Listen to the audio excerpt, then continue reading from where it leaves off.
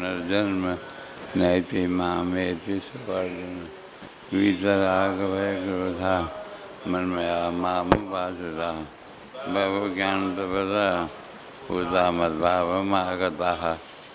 मद्भावमागताः नारायणं नमस्कृत्य नरं चैव नरोत्तमं देवीं सरस्वतीं व्यासं ततो जयमुदीरयेत्। बोल नारायण भगवान नर नरोत्तम भगवान की, सरस्वती माता की, वेदव्यास महाराज की, श्री सुखदेव महाराज की, 88,000 ऋषियों की, गंगा गौ माता की, गायत्री मैया की, सर्व देवी देवताओं की, अपने माता पिता की, इष्ट देव भगवान की, प्रातः जागने वालों की, समय पर पहुंचने वालों की, आगे पीछे होने वालों की, देश परदेश विदेश सबकी जय। बोल सियावर राम। एकादशी मैया की। ग्यारस माई थी सहाय। ग्यारस जो ॾींहुं उत्तम ग्यारस नालो आहे कामदा। चओ सतनाम साखी। जंहिंजो महात्म कल्ह पढ़ी तव्हां कुझु ॿुधायो वियो। परमात्मा जी अपार आशीष कृपा जो तव्हां असां हिते पहुची था वञूं पिया। इहा मालिक जी महिर सम्झो, न त पहुचणु ॾाढी ॾुखी ॻाल्हि आहे। मां तव्हां के पहिरें नंबर मां, के ॿिए मां, के पंजे मां पहुची थी वञनि, के घर वेठे ॾिसनि थियूं। माताऊं चाहे प्यारा असांजा पुरुष, सभिनी खे नमस्कार आहे। चओ सतनाम साखी। जिन जिन खे बि कुझु लाभ हासिलु थिए थो, उहो परमात्मा जी अपार आशीष सां सम्झणु खपे। अॼु जीअं त 23 तारीख़ आहे, शुक्रवार जो ॾींहुं 2021 ईस्वी सन आहे ऐं 2078 हली आयो आहे विक्रम संवत।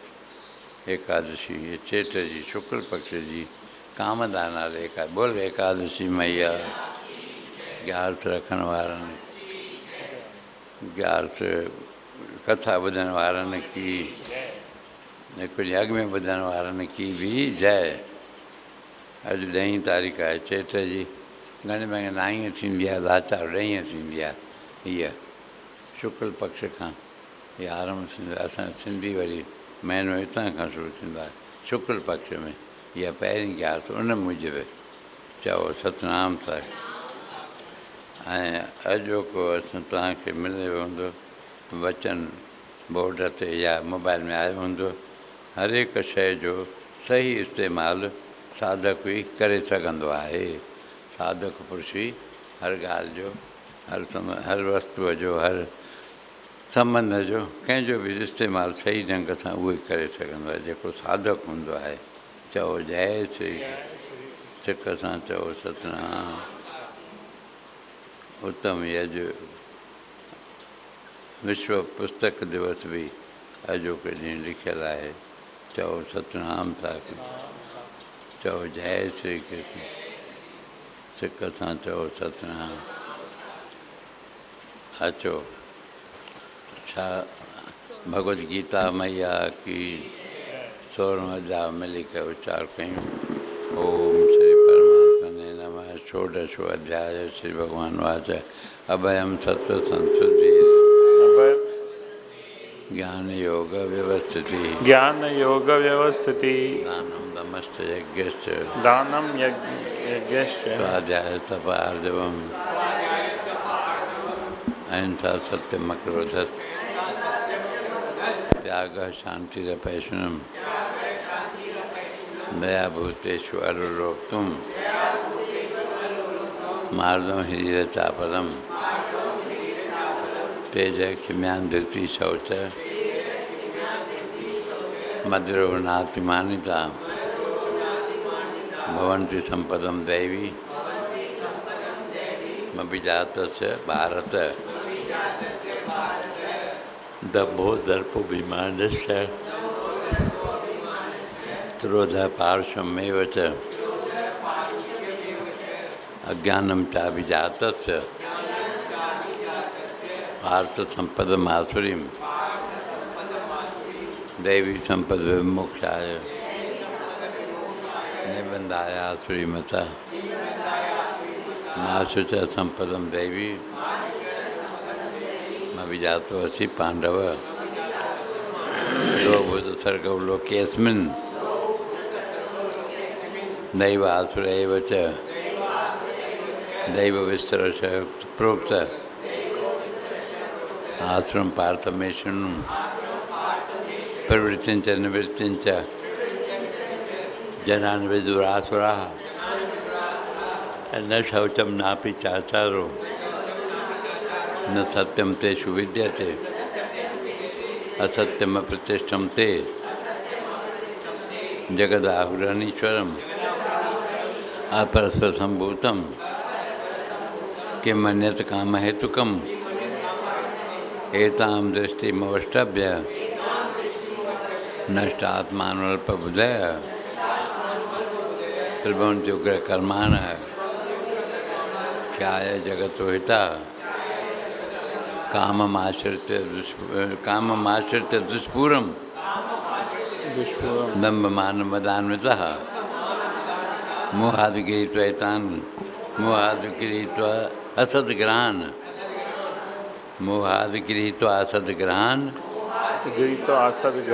प्रवर्तन्ते शुचिविरताः चिन्तामपरिमेयाञ्च प्रलयान्तामुपाश्रिताः कामोपभोगपरमा एतावत् निश्चिताः आशापाशशतैर्बद्धा कामक्रोधपरायणाः ईहन्ते कामभोगार्थ मन्यायेनार्थसञ्चयान् इदमद्य मया लब्धः मिमं प्राप्स्ये मनोरथम् इदमस्ति इदमपि मे भविष्यति पुनर्धनम् असौ मया हतः शत्रुर् हनिषे चापरान्नपि ईश्वरोऽहम् अहं भोगी सिद्धोऽहं बलवान् सुखी आर्यो विजनवान् अस्मि को अन्योऽस्ति सदृशो मया खे दास्यामि मोदिश्च इत्यज्ञान विमोहिताः। बस इहो जेको 15 में 15 शुरू अॼु 15 पढ़ंदा अञा 15 हलंदो चङो आड्यो अभिजानवान् अस्मि को अन्यो अस्ति सदृशो मया यक्षे दास्यामि मोदिश इत्यज्ञान विमोहिताः। इहो 15 नंबर श्लोक नंबर 15 तव्हांजे असांजे खां स्वामी रामचंद्र महाराज साधक संजीवनी नाले जा टीका लिखी आहे। आढ़ अर्थात हम धनवान हैं। आढ़ पुरुष माने धन्यवान धन्यवाद में उनखे चइबो आढ़। हाँ ये 15 ऐं 16 गॾे हिन में पढ़ंदासीं ॿिन्ही जे गॾे आहे। हा 15 पूरो थिए त वरी 16 खणूं न। हा न हिन में अलॻि अलॻि आहे हिन में गॾु आहे विवेचनीय में हुन में गॾु ई ॿिन्ही हिन वरी ॿिन्ही जी अलॻि खई आहे ईअं न। हा अलॻि अलॻि पढ़ंदासीं अलॻि अलॻि पर ॿई गॾु पढ़ंदासीं। जय आढ़ अर्थात हम धनवान हैं जी। अभी जीअं आड़ त थींदी आहे न सिंधीअ में आड़ ते दुकान थींदा आहिनि वॾा छा थींदो आहे उहो दलाल थींदो दलाल खे आड़ थो चइबो। हा हा हिते धनवान सम्झो हाली मोटे रूप में अखरी तुक आड़ त उहो त हूंदी आहे आढ़ आहे य बि आहे और ढ बि आहे आढ़ आढ़ चइबो आहे आढ़त जो कमु आहे जीअं जिनखे थींदो आहे दलालीअ जो कमु पेढी जेके थींदियूं दलालीअ जो कमु थींदो आहे त हिते असांजो अर्थ आहे धनवान मतिलबु आढ़ माने धनवान। हा आढ़ अर्थात हम धनवान हैं जी। अभी जनवान अस्मि अर्थात बहुत से मनुष्य हमारे पास हैं। मूंसां घणेई माण्हू साम्हूं आहिनि उनखे अभिजनवान चइबो आहे। मया अर्थात हमारे, हा, सदृश अर्थात समान, अभि माने चओ तरफ़ अभि अखर अचेव संस्कृत में, अभितः समन्तात, परितः समन्तात, अभितः, इहा हिकिड़ी ॻाल्हि आहे। माने चौर तरफ़ जंहिंजे माण्हू हुजनि। हा, मया अर्थात हमारे, सदृश अर्थात समान, अन्य अर्थात दूसरा, कह अर्थात कौन, अस्ति अर्थात है। जय। यक्षे अर्थात हम खूब यज्ञ करेंगे, दास्यामी अर्थात दान देंगे, और मोदिशे अर्थात मौज करेंगे। इति अर्थात इस तरह वे अज्ञान विमोहितः अर्थात अज्ञान से मोहित रहते हैं। हम धनवान हैं, बहुत से मनुष्य हमारे पास हैं, हमारे समान दूसरा कौन है।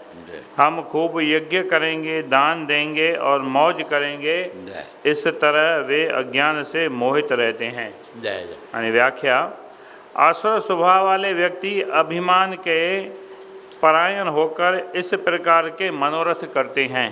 इन प्रकार इच्छाऊं करना, मनोरथ माने इच्छा।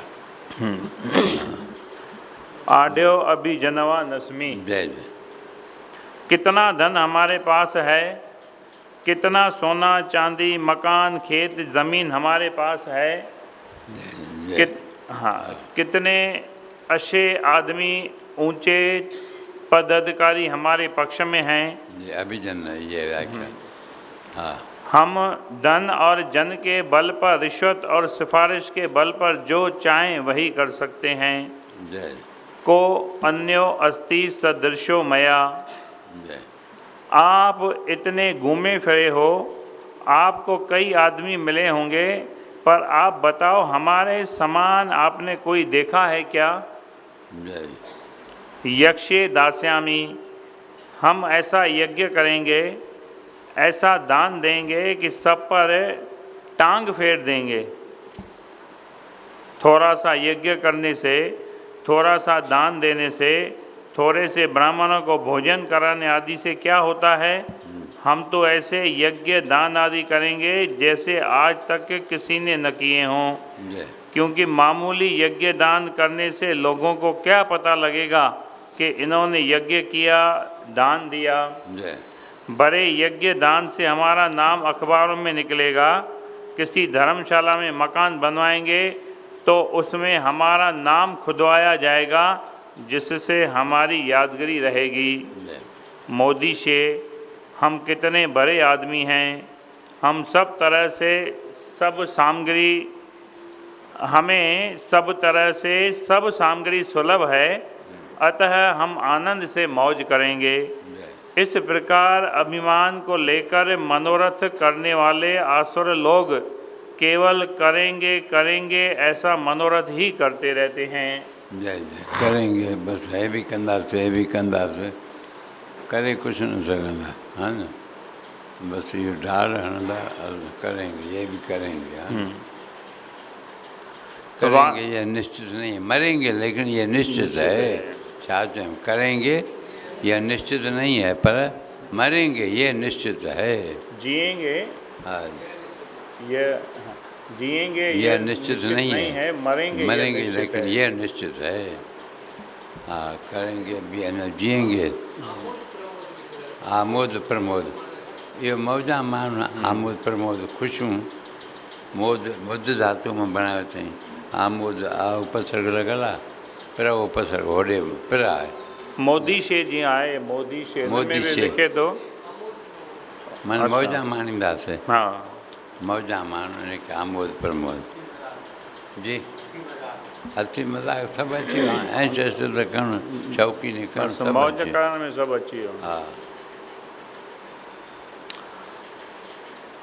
जेसिताईं जियो तेसिताईं मौज कयो। हिकिड़े खियण वास्ते मखण जी माड़ी हॾी कयईं, छा चयूं, हिकिड़े खियण वास्ते ईअं कुझु चवणी आहे न। हा,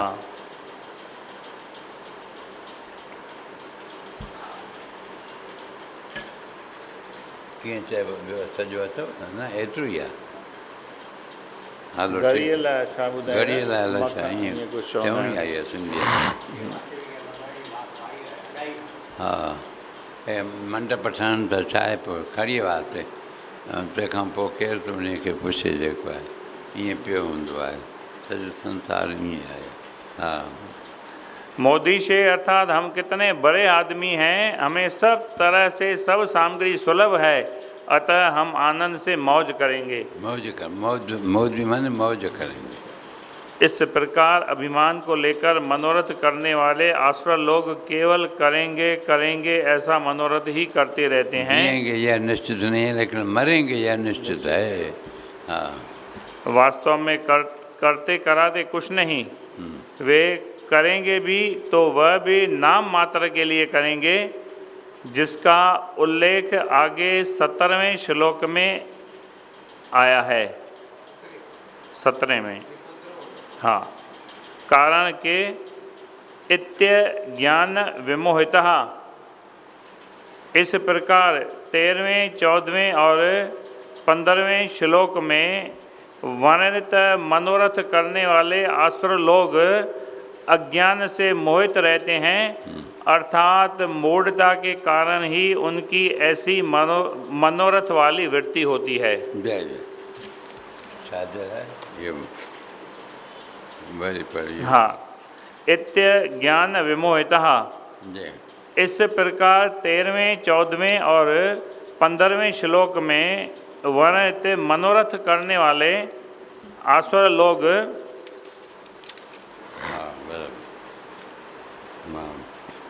इस प्रकार 13वें 14वें और 15वें श्लोक में वर्णित मनोरथ करने वाले आसुर लोग अज्ञान से मोहित रहते हैं, अर्थात मूढ़ता के कारण ही उनकी ऐसी मनोरथ वाली वृत्ति होती है। मूढ़ता के कारण जी, मूढ़ता के कारण। हाँ भाई हीअं कंदासीं, इहे जेके 3 श्लोक चई आयो, असौ मया हत, इन खां पहिरीं 13 हुयो, इद मध्य मया लब्धम इमम, 13, 14, 15। इहो 13 इदम मध्य हिकिड़ो, हा, ॿियो असौ मया हत शत्रु इहो, ऐं टियों आडियो आडियो अभि विजनस। जनवानस्मि। इति अज्ञान विमोहितः। हा,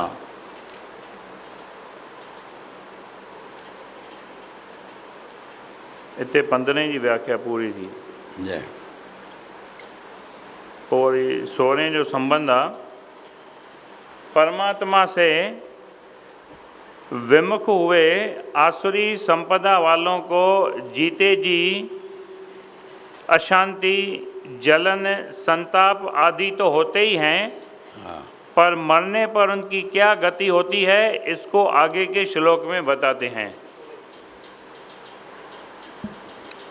आसुरी संपदा वारनि खे जीते जीते हिकु अशांति, ॿियो जलन, टियों संताप हूंदो ई आहे, पर मरण खां पोइ उनजी गति छा थींदी आहे इहो अॻिते हिन श्लोक में ॿुधाए थो। अनेक चित्त विभ्रांता, नरक अशुचो पतंती, अशुचि नरक में गिरनि था। हा सुभाणे बि इहो ई पर्व 16 श्लोक हिन में। अच्छा, त अनेक चित्त विभ्रांता उहो न, इहो हा सुभाणे हूअं हिकिड़ो पढ़ंदा आहियूं न, पोइ पर हुन में तत्ववेचनीअ में 15 16 जी व्याख्या हिकु ॿिन्ही जी गॾु खई वई। अच्छा, हिन त हिन करे हिन सुभाणे वञी पढ़ूं, पढ़ी करे ॿाहिरि पोइ वरी उहो पढ़ूं। ठीकु आहे। दुनिया में खूब कमाए, जय जय आले मौज उड़ाले, मौत तो आए तब देखा जाएगा, पहले क्यों घबराए। जय जय लोगों ने तो यूं उलझाया, वृद्धि में डिगी नहीं, जय जय। आया शरण गुरु के जब बाधा कोई रही, बाधा कोई रही नहीं। रही नहीं। हाँ, खा पी ऐश कर दे दुख न अपने तन को, जो दिया है तन को वो देगा कफन को। यावत जीवेत सुखम जीवेत, ऋणं कृत्वा घृतं पिबेत, भस्मीभूत से देह से पुनरागमनम कुतः। इहो सभु 4 वाक्य सिद्धांत आहे हा विरोचन ठाहियो आहे इहो घणे भाङे वॾो इन जा शास्त्र आहिनि। जेको हूंदो पाणे ॾंड भोॻींदो हाली त असां मौजां माणे वठूं, खाई पी लय कयो, जीवन घोटे जय कयो। हा हा जंहिंजी वणे भला।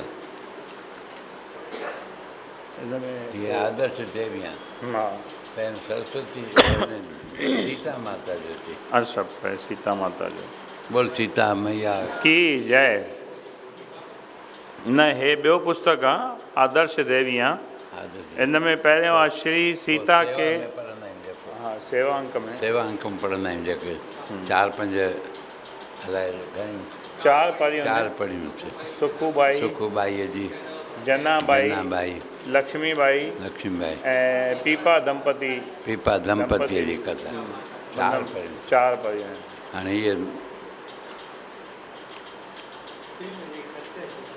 जी स्त्रियों के लिए कर्तव्य है।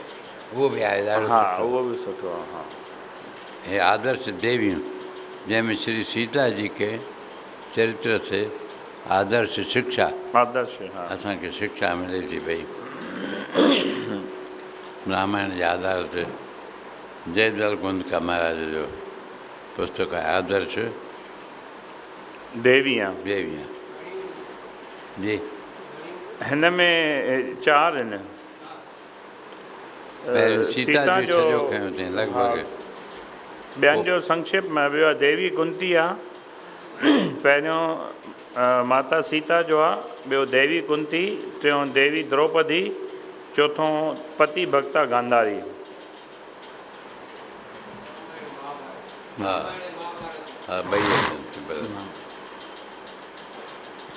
आदर्श देवियां। श्री सीता के चरित्र से आदर्श शिक्षा।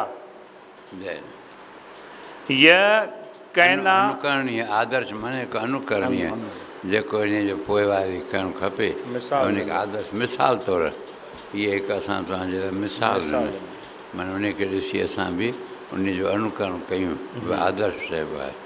पंहिंजो आदर्श क़ाइमु रखणु खपे। हा यह कहना अतियुक्ति नहीं होगा कि अखिल विश्व के स्त्री चरित्रों में श्री राम प्रिया जग जननी जानकी जी का चरित्र सबसे उत्कृष्ट है। इहा कम मां वाधाए नथो चवां पियो छो जो अखिल विश्व जूं जेके बि स्त्री चरित्र आहिनि श्री राम प्रिया जगत जननी जानकीअ जो चरित्र सभ खां श्रेष्ठ आहे। उत्कृष्ट माने श्रेष्ठ। अत्युक्ति माने वधाए मां नथो चवां पियो उनखे चइबो आहे अत्युक्ति। हा रामायण के समस्त स्त्री चरित्रों में तो श्री सीता जी का चरित्र सर्वोत्तम सर्वथा आदर्श और पद पद पर अनुकरण करने योग्य है ही। जय जी। भारत ललनाओं के लिए श्री सीता जी का चरित्र सन्मार्ग पर चलने के लिए पूर्ण मार्गदर्शक है।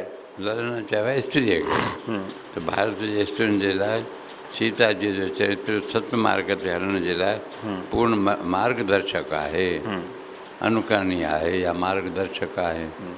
हा सीता जी के असाधारण पातिव्रत्य त्याग शील शायदि हुनजो असाधारण पातिव्रत्य हुयो हिकु, ॿियो त्याग हुयुसि 2, टियों शील हुयुसि 3, चौथों अभय बि हुई 4, पंजों शांति 5, छहों खिम्या 6, सतों सहनशीलता 7, अठों धर्म परायणता 8, 9 नम्रता 9, 10 सेवा 11 संयम 12 सद्व्यवहार 13 साहस 14 शौर्य आदि गुण एक साथ जगत की विरली ही महिला में मिल सकते हैं।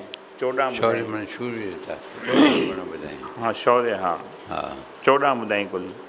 शौर्य माने शूरवीरता। शौर्य आदि गुण एक साथ जगत के विरली ही महिला में मिल सकते हैं। अहिड़ा 14 गुण कंहिं स्त्रीअ में भारत जे में हुजनि ॾाढी ॾुखी ॻाल्हि आहे। हा श्री सीता के पवित्र जीवन और अप्रतिम पातिव्रत्य धर्म के सदृश उदाहरण रामायण में तो क्या जगत के किसी भी इतिहास में मिलने कठिन हैं। जय जय। आरंभ से लेकर अंत तक सीता पवित्र जीवन और अप्रतिम पातिव्रत्य धर्म, पवित्र जीवन भी पंहिंजो ऐं पातिव्रत्य धर्म भी जंहिंजे बराबरि कोई न, उहो अप्रतिम चइबो आहे। हा अनुत्तम चओ, अप्रतिम चओ, हा बराबर उन बराबरि यानी कोई कोन्हे। उदाहरण रामायण में तो क्या जगत के किसी भी इतिहास में मिलने कठिन हैं। आरंभ से लेकर अंत तक सीता के जीवन की सभी बातें केवल एक प्रसंग को छोड़कर पवित्र सिर्फ़ु हिकिड़ो प्रसंग आहे, उन खे छॾी करके बाक़ी जेको सॼो पवित्र और आदर्श हैं। जीवन आहे। ऐसी कोई बात नहीं है जिससे हमारी माँ बहनों को सत्य शिक्षा न मिले। जी संसार में अब तक जितनी स्त्रियां हो चुकी हैं, श्री सीता को पातिव्रत्य धर्म में सर्वशिरोमणि कहा जा सकता है। जय।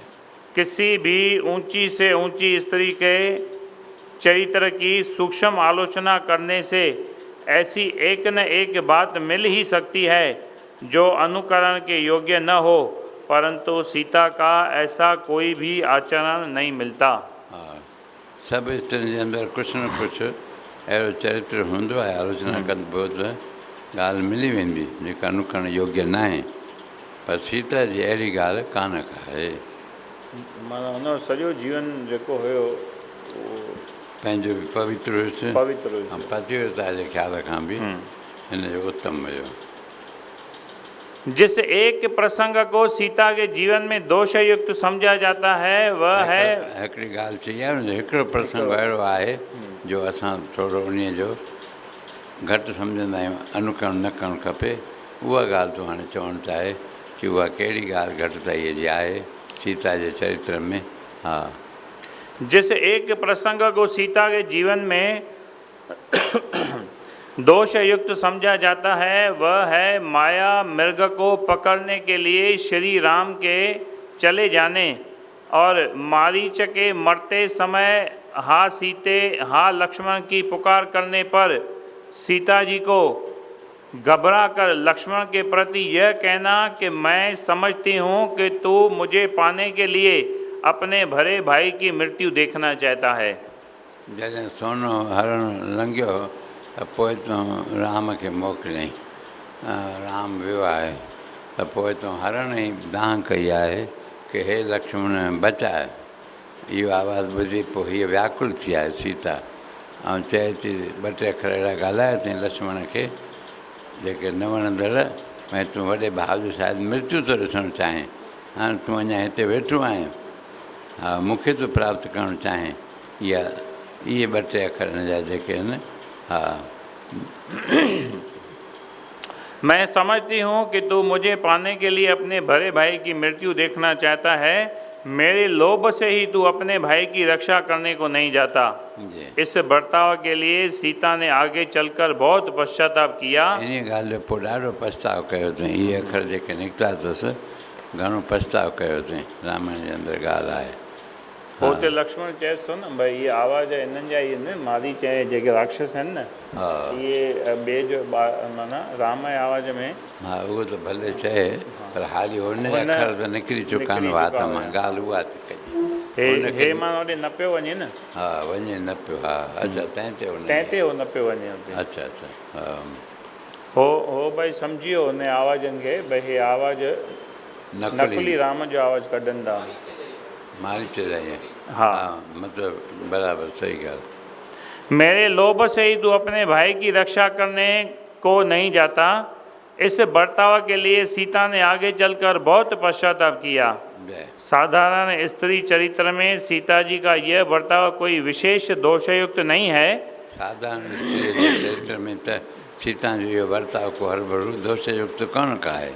स्वामी को संकट में पड़े हुए समझकर आतुरता और प्रेम की बाहुल्यता से सीता जी यहाँ पर नीति का उल्लंघन कर गई थी।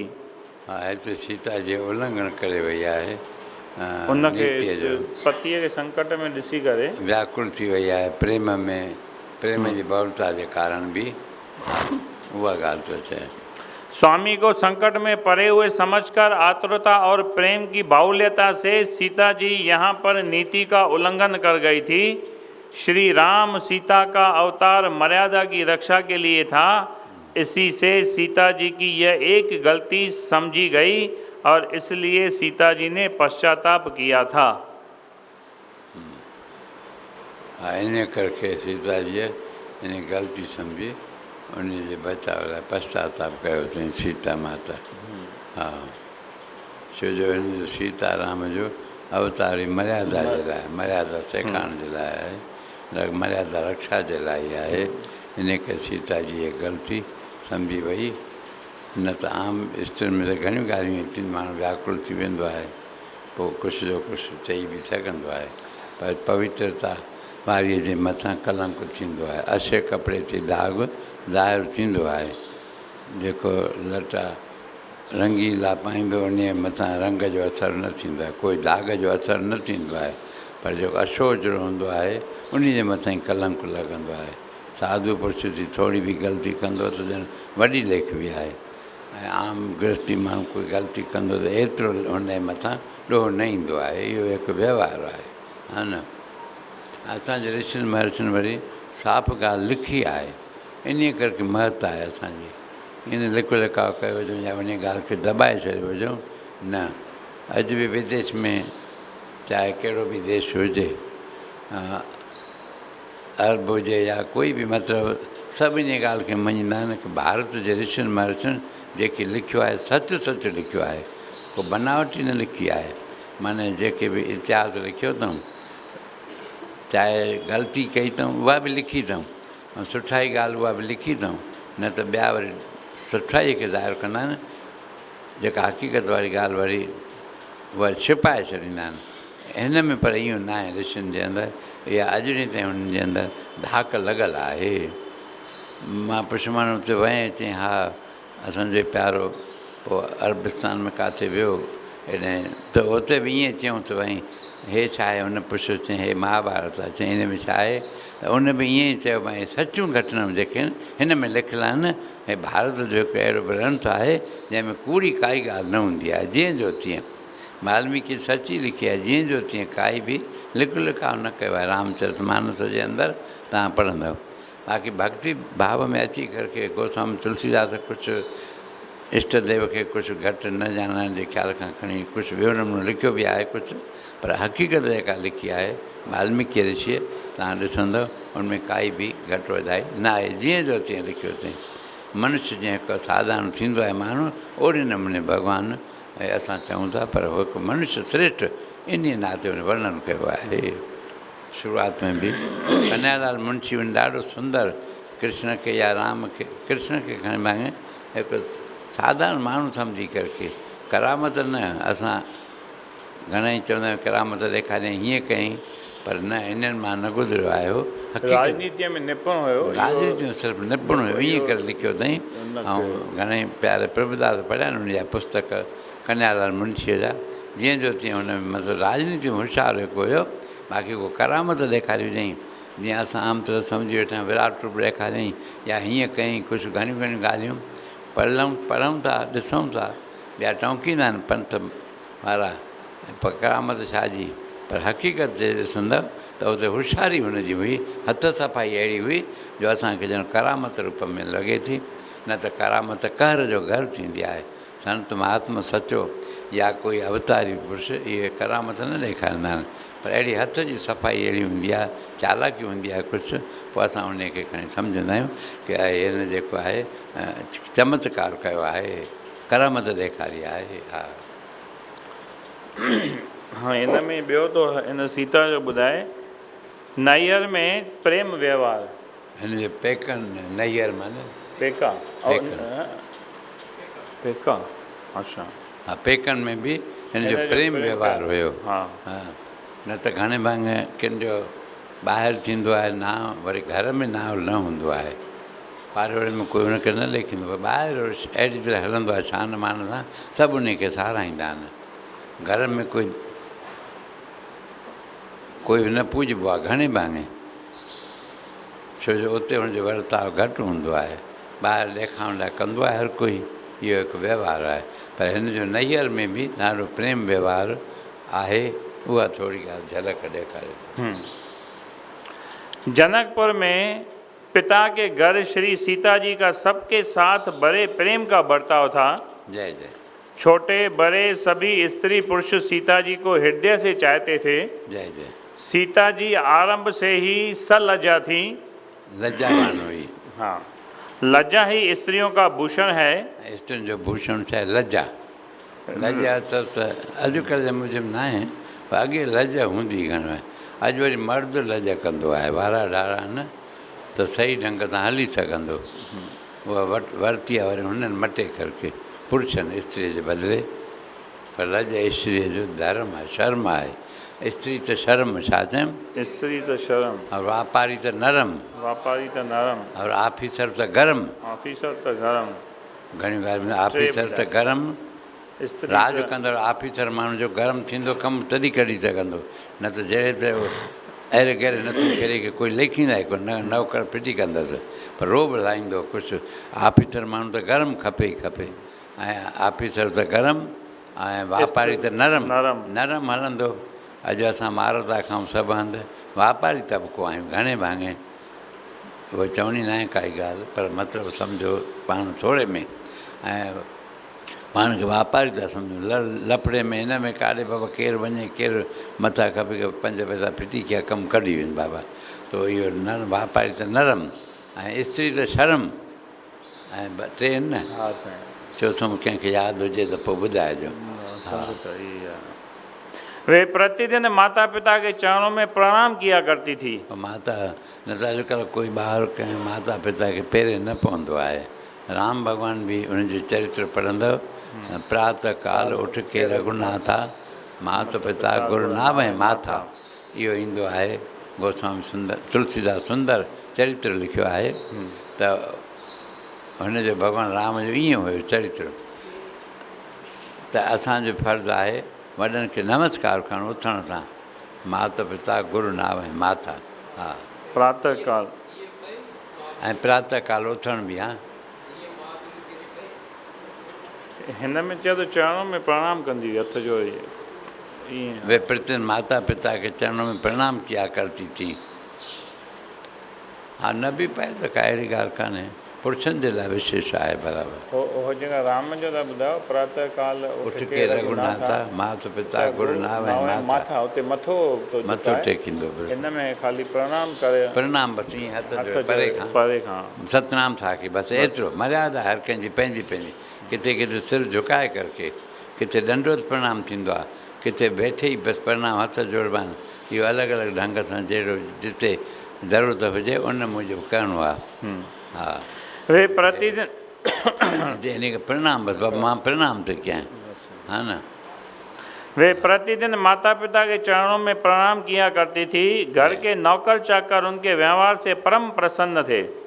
इन कार्य करके माता पिता चरण प्रणाम करण करके घर जा नौकर सभु उन व्यवहार सां सभु प्रसन्न थींदा। कहिड़ो बि विढ़ियल हुजे कंहिंसां, पीउ सां माउ सां कंहिंसां बि, पर प्रणाम ज़रूरु करे, घटि में घटि उथी करके सतनाम साखी चवे, पोइ भले वञी विढ़ो जेको कुझु कयो। महाभारत में सभु पहिरियों हिक ॿिए खे नमस्कार कंदा हुआ, पोइ भले हिक ॿिए जा दुश्मन हुजनि जंग जे अंदरि, पर पहिरियों हिकु दफ़ो मिठो ॻाल्हाइनि ऐं नमस्कार कनि, ऐं वरी पोइ गॾिजी खाईंदा युद्ध खां, वरी गॾिजी खाओ बि। हा, सत्यता वारी इहा ॻाल्हि आहे। वीचार नथा मिलनि उहो ॿियो सुवालु आहे, पर हाली ॿाहिरि आचरण त सुठो हुअणु खपे असां तव्हांजो। घर के नौकर चाकर तक उनके व्यवहार से परम प्रसन्न थे। सीता जी के प्रेम के बर्ताव का कुछ दिग्दर्शन उस समय के वर्णन से मिलता है। उन वक़्त में जेको वर्णन थियो आहे उनजो दिग्दर्शन, मन दिशा जो दर्शन कराइणु, मन थोरो संक्षेप में उनखे चइबो आहे दिग्दर्शन कराइणु। हाँ, जिस समय वे ससुराल के लिए विदा हो रही हैं, जंहिं वक़्तु ससुराल जे लाइ विदा थी आहे घर मां, तंहिंमहिल सभई हिन जे वञण सां सभिनी खे दुख थियो आहे न ॾाढो, दुख थियो त हिन मां ज़ाहिर हो की अॻ में सभई ख़ुशि हुआ अॻ में ख़ुशि हुआ त दुख हाणे हा। हा पुन पुन धीरज दर कुंवारी हंकारी, बार बार बेटहि महतारी, रामचंद्र मानस जीअं जो तीअं पंक्तियुनि थो लिखे। हा पहुचावई फिर मिलई बहोरी, बड़ी परस्पर प्रीति न थोरी, पुनि पुनि मिलत सखिन बिल गाई, बाल बश जिमि धेनु लवाई। जय जय। प्रेम बिबस नर नारी सब, सखिन सहित रनिवासु, मानव कीन विदेहपुर, करुणा बिरह निवासु। जय जय। सुख सारिका जानकी जियाए, कनक पिंजरनि राखी पराए, व्याकुल कहें कहाँ बह देई, सुन धीरज परिहरहि न केई, भय बिकल खग मृग एहि भांति, मनुज दशा कैसे कह जाति, बंधु समेत जनक तब आए, प्रेम उमग लोचन जलशाए, सिय बिलो की धीरता भागी, रहे कहावत परम विरागी, लीनी राय और लाय जानकी, मिटी महामरजाद ज्ञान की। जहाँ ज्ञानियों के आचार्य जनक के ज्ञान की मर्यादा मिट जाती है, ज्ञाननि जो आचार्य चयो आहे, विद्या राजा जनक खे ज्ञाननि जो आचार्य चयो आहे। आचार्य, और पिंजरे के उन में ज्ञान जी मर्यादा छॾे ॾिनी आहे। माना वो भी रुनो आहे मतिलबु रुनो आते हैं। भावुकता वच।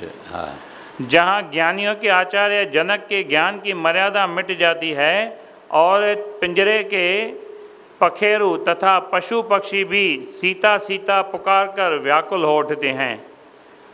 वहाँ कितना प्रेम है, इस बात का अनुमान पाठक कर लें।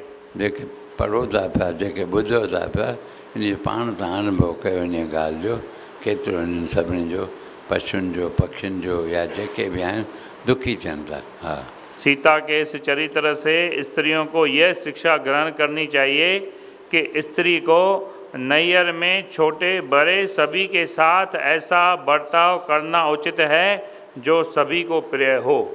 अहिड़ो उचित व्यवहार कजे, सभिनी खे प्यारो थी रहे। घर में किथे बि रहो तव्हां, अहिड़ा थी रहो, बोझो बणिजी न रहो की अॼु वञे त सुभाणे ॿियो ॾींहुं थिए। पर सभु चाहिनि भई हुजे, जेकर अञा हुजे वधीक सेवा कयां। अॼुकल्ह सभु ईअं असां तव्हां थी पिया आहियूं, हर कोई घर भाती चवंदो वञे टरी त भला ॿियो ॾींहुं पोइ थिए। महिमान मां बि ईअं तंग वेठा हूंदा आहियूं। घणे भाङे ज़मानो बि थोरो अहिड़ो अची वियो आहे, कुझु कोरोना जी बि कृपा आहे, उहो कुझु अॻु में वरी भॻवान जी सभु लीला आहे, ईअं सम्झी ॾिसणो आहे। हा, हिते रखो। हाँ साईं, इहो पई नैयर में बि प्रेम व्यवहार, इहो हिकु प्रकरण हुयो। ऐं ॿियो श्री सीता के चरित्र से आदर्श शिक्षा। मूल त इहो ई आहे, श्री सीता के चरित्र से आदर्श शिक्षा मिले थी। ऐं नैयर में हिन जो प्यार प्रेम हुयो। पोइ आज्ञा पालन, माता पिता जो वरी आज्ञा पालन कंदी हुई। हाँ साईं, इहो गुण हिन जे अंदरि सीता जे माता बोल सीता मैया की जय। हा हा, वरी हुनजो पछताव कयो अथई। उहो पछताव कुझु कहिड़ो ख़बर न, अॻिते ॿुधाए। जय जय। रुकमणीअ, हा हा, किथे हुजे त पाए, चइबो बि आहे पंहिंजाइप जे नाते बि। हाणे छा थी वियो? हाणे मस्त मूल पढ़ायव श्लोक। हा, मूल श्लोकनि जो उच्चारण कयो घणनि ताईं? 14 ताईं, 15 ताईं। 15 छा हुयो? आड्यो अभिजनवान, इहो 15 श्लोक, 15 श्लोक उच्चार कया करायव। साधक संजीवनीअ में 15 श्लोक जी व्याख्या पढ़ी पूरी कई, व्याख्या पढ़ी पूरी कई। ऐं सीता जीअ जो चरित्र जेको पढ़ायव अथव, हाणे 3 पढ़ियासीं। ऐं उहो आदर्श सेवा जिन कई आहे। माता सुखूबाईअ की जय। चओ माता सुखूबाईअ की जय। नाला चार जेके आहे हे प्रचारे। हा। माता सुखूबाई की जय, जनाबाई की जय, माता लक्ष्मीबाई की, चौथों पीपा दंपति की हा जय। दंपति अची वियो अची इन वियो में। हिन में पीपा एतिरो त दंपति यादि मां कयो, हिकु जनाबाईअ जी, ॿियो लक्ष्मीबाईअ जी, टियों पीपा दंपतीअ जी, ऐं चौथों चौथों सुखूबाई। सुखूबाईअ जी। चारि इहे माता। हाणे वरी माता सीता हुते यादि अची वई, हा। पीपे जी घरवारीअ जो हेॾां वरी सीता माता असांखे यादि अची वई। हा जी। चयो राम भॻवान जो दर्शन जनमु हाणे मल्हायो वियो, टियों जेको आहे उहो सुख सां संपन्न थियो। हाणे सीता माता जी ॻाल्हि यादि आई। रामायण असांखे भागवत खे ॾाढो प्यारो लॻंदो आहे, हिकु हिकु सिट ध्यान सां ॿुधंदो आहे, अर्थ सम्झण जी बि कोशिशि कंदो आहे। तो वरी मूल अखर ई सही उहे पढ़िया विया, उचार कया विया, केतिरा श्लोक उहे आया। इहे बि जय दलबंद खे जय आदर्श देवियनि मां उहे बि ॿ टे अखर पढ़िया विया ॾाढे प्यार प्रेम सां। अॼु एकादशी मैया की जय, बोल सीता मैया की जय। अवल ख़ैर सीता ते बि जो महापुरुषनि लिखियो ऐं कीअं साफ़ु ॿुधाई, बाबा हिकु अधु कलंक ज़रूरु लॻो अथसि, बाक़ी सॼो जीवन हुनजो पातिवित धर्म में ऐं उत्तम जीवन गुज़रियो आहे। उन ते थोरी खोल कई अथई महापुरुष। जयलाल का लेख लिखियो आहे, उहो तव्हां सां श्लोक बि वीचार वरी कंदासीं। धीरे रामायण जा बि हेॾां गीता जा बि धीरे धीरे जिते पहुतासीं। बोल कृष्ण चंद्र भगवान की जय। ॿियो अध्याय हा यूट्यूब में हाणे ॿियो अध्याय आयो अथव। उचार बि गॾो गॾु थींदो रहंदो, लिखिजी बि ईंदो अखर ब अखर शुद्ध जेको आहे। माण्हू नथा लिखी सघनि या कीअं, त शुद्ध ॾिसण जी कोशिशि कनि। उहो बि हाणे वाधाई अथव तव्हां सभिनि जे लाइ। हिकु नई चीज़ आई आहे, मां बि नथो लिखी सघां, पर हुन कीअं लिखियानि ॾिसो शोधे करके। ऐं वरी उचार गॾो गॾु वरी दर्शन बि गॾो गॾु महाभारत जो पोइ निज़ारो बि उहो आहे उन में सॼो। इहा त परमात्मा जी लीला आहे।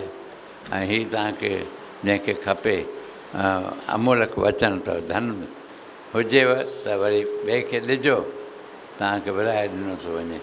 उत्तम वचन प्यारो हे लिखंदो आहे। अमरलाल ठाराइनि, अमरलाल वरी ठाराईंदो बि आहे, लिखंदो आहे वरी छपाईंदो आहे। अॻे बि तव्हांखे ॾिना आहिनि, वरी हुजनि घर में सांडे रखो। शास्त्र हुजे या फोटू हुजे या कुझु बि कंहिंजो वचन हुजे महापुरुष जो, त वक़्त ते कमु ईंदो आहे। ईअं हर वक़्तु कमु न ईंदा आहिनि। जीअं दवा पई हूंदी आहे त वक़्त ते कमु ईंदी आहे। ईअं न हर भर दवा पई आहे त हर भर खाइणो ई आहे, वठणी आहे दवा। ईअं न रोटी पई आहे मुंहिंजे लाइ त हर मूंखे ई खाइणो आहे, ईअं न। बुख जॾहिं ॾाढी लॻंदी पोइ रोटीअ जो क़दुरु थींदो आहे, हथु लाइ पियो रोटीअ खे। अहिड़ी तरह संतनि महात्माउनि जा कंहिंजा बि वचन हुजनि उहे बि संभाले रखजनि, वक़्तु पुॼाइण कमु ईंदा आहिनि। ॾाढो अमूलक धन आहे इहो, सचो धन आहे, तव्हांखे लोक परलोक में कमु अचण वारो आहे। बोल कृष्ण चंद्र भगवान की जय। एकादशी मैया की जय। कामदा एकादशी मैया की जय। उत्तम कथा तव्हांखे कल्ह ई ॿुधाई हुई, हिकु ॾींहुं अॻु में ई। प्यारो प्रभुदास चाहींदो आहे जेका चङी तरह मां कथा ॿुधाइनि, उनखे सभु यादि बि आहिनि। पाण त दास पढ़ंदो आहे तॾहिं मथां थोरी घणी यादगिरी ईंदी आहे। विर्त रखंदव सभिनि जो भाग भलो थींदो। सतगुरु महाराज जो मशहूरु आहे इहो विर्त एकादशीअ जो, ख़ासि करके देश में विदेश में किथे बि जेको हूंदो आहे, कोई न कोई इहो सदा सुहागण जा अर्थ अथव सतगुरु महाराजनि जी। भई फलाहारी खाओ भले, सफ़ा पाणी बि न पीओ, अहिड़ो विर्त न आहे। भॻवान जो नाम सिमरन ज़रूरु कयो ऐं कुझु न कुझु ध्यानु कयो, कुझु न कुझु संसारी विषय विकार खां पासीरो थी 5 मिंट बि वेही नाम जपींदव, तव्हांजो कल्याण थी वेंदो। थोरो जागृत कंदव। 2 ॻाल्हियूं मुख्य अथव।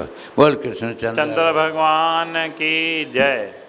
रघुपति राघव राजा राम, पतित पावन सीताराम।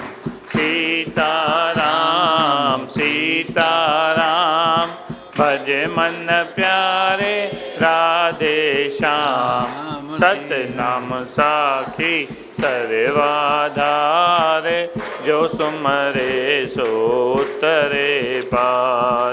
अमीरापुर के सुंदर श्याम सतगुर स्वामी तेऊ राम। ज्ञान गुरु गोविंद हरे सतगुर सर्वानंद हरे। सबके मन में करो निवास सतगुर स्वामी शांति प्रकाश। राधा कृष्ण गोपाल कृष्ण राधा कृष्ण गोपाल कृष्ण गोपाल कृष्ण राधा कृष्ण। कथा लॉकडाउन लॻल आहे, संभाले पोइ हर कोई मास्क बि पाए हले ऐं कुझु विछोटी छॾियो ऐं कोई पकड़े अचे आश्रम जो नालो न खणिजो, न त डंडा हणंदो आहे। हॉस्पिटल जो नालो खणिजो, भाई ओॾे था वञूं, दवा वठणी आहे उहो चइजो। न न न दवा खीर बि न न न खीर बंदि कराए छॾी। इहो ध्यानु रखिजो, कंहिं सूचना ॾिनी भाई ईअं चओ त वधीक सुठो आहे, भले थोरी देरि जे लाइ तव्हां डॉक्टर जो पत्रो हुजेव, बसि परे खां देखा बाबा दया दया करो, दवा लेने जाते हैं, हा न। ऐं सारी चवणो आहे, लड़ाई न करणी आहे, कि जवाबु न ॾियणो आहे, वीर न डुक न पाइणी आहे। बाबा हाँ गलती हो गई, दवा लाचारी था, हमारा नहीं तो प्राण छूट रहा था, अभी दवा लेने जा रहे हैं। डॉक्टर का दर्शन करने जाए, संत जो दर्शन न चइजो, आश्रम जो नालो न खणंदो, घणे भाङे बचाव थी वेंदो तव्हांजो। बोल कृष्ण चंद्र भगवान की कथा विसर्जन होत है, विदा होत हनुमान। राम लक्ष्मण जानकी सदा करो कल्याण। सियावर रामचंद्र की जय, राधेवर कृष्ण लाल की जय। उमापति महादेव की जय, पवन सुत हनुमान की जय। बोलो भाई सब संतन की जय। हरि शरणम हरि शरणम हरि। हाँ हाँ अच्छा वो अलग ही है ना।